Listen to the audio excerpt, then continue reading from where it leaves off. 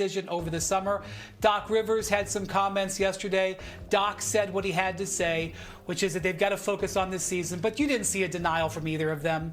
The Knicks and the Bucks certainly talked in August, and I'm going to say, if you look at the big picture, it's a little bit disconcerting if I'm the Bucks that I made this crazy maneuver in July, waiving Dame Lillard and then signing Miles Turner, both of them $100 million maneuvers, and then in August, Giannis said, hey, what about the Knicks? That's not necessarily a good sign.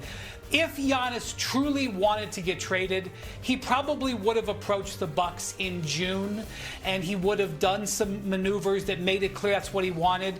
But it is very clear to the whole league that Giannis' situation in Milwaukee is probably short term. Stephen A., could they surprise the league this year and have a great run in the Eastern Conference? I've seen stranger things. The Eastern Conference is not particularly strong, and that's why Giannis is leaving the door open. While everybody's being respectful, the league is preparing for the end of Giannis' tenure in Milwaukee. That's not an insult. That's just a reality. And you can hear by Giannis' own words and actions, he's thinking about it in the back of his mind, too. Well, first of all, a couple of things. Let's get out the way. New York Knicks going to the finals. New York Knicks going to the finals, Woody. I don't know if you heard me say that. I believe New York Knicks are going to the finals. Now, it is by default, no doubt about it. Jason Tatum with the torn Achilles. Damian Lillard torn Achilles, and now he's no longer in Milwaukee with Giannis. He's in Portland. Tyrese Halliburton, he's got the torn Achilles. I get it. There's a lot of things that happen, but damn it, that ain't my problem. New York Knicks going to the finals. Let me get that out the way. Secondly, if you're the New York Knicks and you had an opportunity to get Giannis Antetokounmpo, I don't give a damn what you have to give up. The cheerleaders, the security personnel, the concession work. I don't give a damn what you got to do. If you could get Giannis to the Garden, I mean, that would have been spectacular. And I know that that's something that the New York Knicks believe they have a chance of pulling off. Here's my problem. The New York Knicks messed up, and this is where the Mikal Bridges name comes into the equation. For those of you out there who don't know your basketball, Mikal Bridges can play. He is not a scrub, okay? He can play the game of basketball, and oh, by the way, he's a very reliable asset in terms of showing up to work each and every single day, okay? Even though he had some complaints about Tom Thibodeau, the now former coach, running him into the ground, running the starters into the ground. But Mikal Bridges is no all-star. And not only do the New York Knicks pay him and then rewarded him with a $150 million extension, which I believe in today's NBA economy he deserved, by the way. The $150 million is not an issue for me, Wendy. The issue has been, is, and will always remain unless the New York Knicks win a championship with him as a pivotal component to that aspirational goal. You gave up 5 first-round picks for him. Too much. So when you're talking about acquiring somebody like Giannis Antetokounmpo, it's not just about a Karl Anthony Towns going out the door, or Mikal Bridges, or an Anunoby, or somebody like that. Milwaukee would want draft capital. You don't lose a Giannis Antetokounmpo for nothing.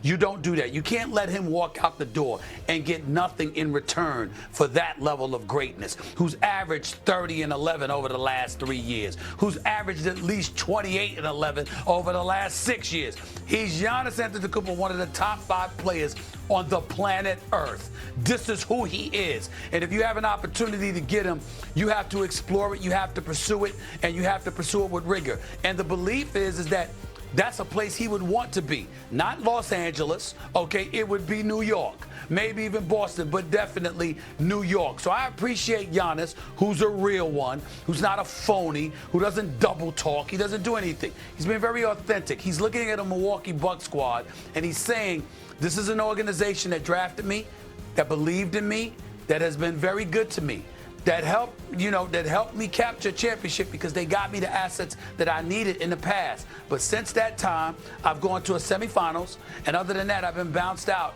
of the postseason, at least 2 times, 3 times. So that's what he's faced with now, and looking at what they're going to be able to do. A Cole Anthony is there, Miles Turner is there, a Kevin Porter Jr. is there, stuff like that. That's not going to win you championships. So he's looking at the Milwaukee Bucks and saying, are you really going to be able to get anybody here for me? Because if they could, Giannis wouldn't be thinking about leaving.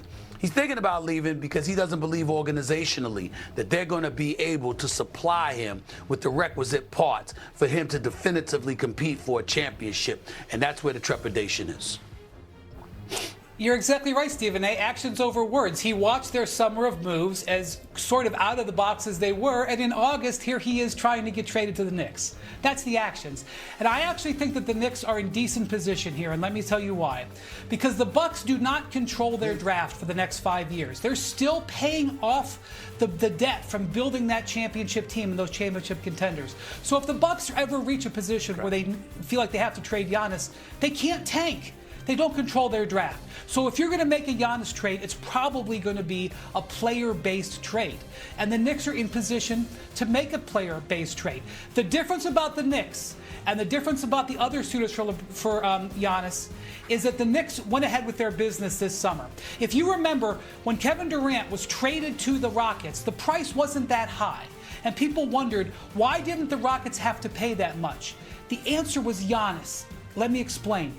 There were several teams that were on Kevin Durant's list, San Antonio, Miami, for example, who had the assets to trade for Durant, but they held on to them. Why did they hold on to them? Because they knew the possibility that Giannis could be there. Okay? Why did the Golden State Warriors spend the entire summer leveraging Jonathan Kuminga into a contract that they could trade? Kuminga had the ability to put a no-trade clause in that contract. When the dust settled, he got his money, but he got a one-year deal with a no-trade clause. That's so that they can make a trade involving Kuminga. So you look at Golden State, you look at San Antonio, you look at Miami. Those are three teams that have put themselves in position to bid for Giannis if he comes to market, whether it's in this season or not. Where New York is different, as you said, Stephen A., the Knicks made a decision at the end of July to extend Mikal Bridges. That took Bridges out of the ability to be traded until February 1st. The deadline is February 5th.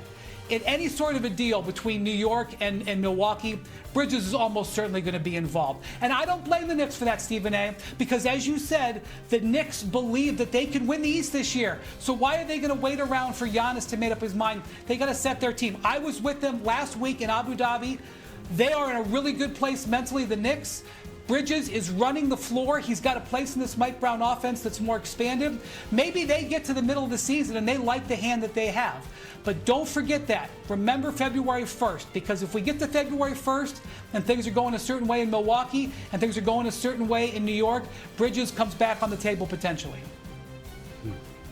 Well, there's a couple of things. Number one, the New York Knicks are in a very good place. By default, I might add, but damn it, that's other people's problem, not the New York Knicks problem, okay? So they are in a very, very good place. And you had to pay Mikal Bridges because that's Jalen Brunson's boy. Not just because he could play, but this is the same Jalen Brunson that could have waited a year and then signed his multi-year extension for at least $100 million more. He didn't do that. You know, he signed early, gave the Knicks a break, which ultimately facilitated them being able to make moves to acquire him in the trade. So you had to pay him the $150 million, and he's worth $150 million. In today's NBA economy, Mikal Bridges is worth $150 million. Let's just be honest about it. The flip side to it, however, is that even